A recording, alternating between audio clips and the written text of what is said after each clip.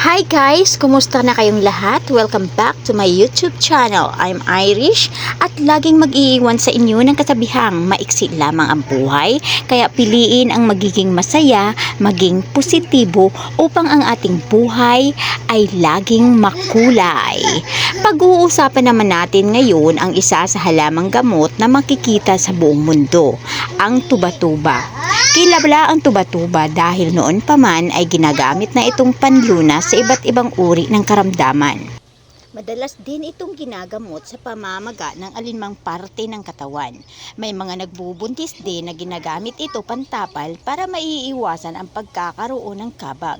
Ngunit bago tayo magpatuloy, mag-subscribe ka muna para lagi kang updated sa aking gagawing mga video.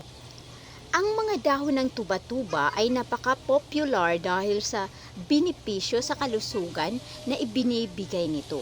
Kabilang ang kakayahang gamutin ang malalang sakit tulad ng cancer. Ang puno ng tuba-tuba ay naglalabas ng mga dahon na kapaki-pakinabang, hindi lamang sa ating kalusugan, kundi pati na rin sa paggamot ng ilang malalang karamdaman. Narito ang ilan sa mga benepisyo ng dahon ng tuba-tuba.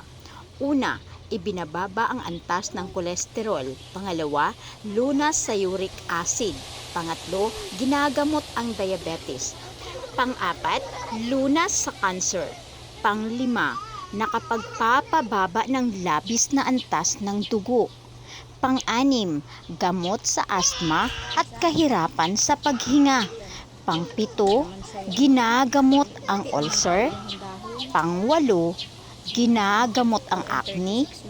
Pang-siyam, gamot sa mild na ubo. Pang-sampu, ginagamot ang sakit sa likod. Ako po ay isang user din ng tuba-tuba leaves. Umiinom ako every morning at every night ng dahon ng tuba-tuba. Ginagawa ko po itong tea.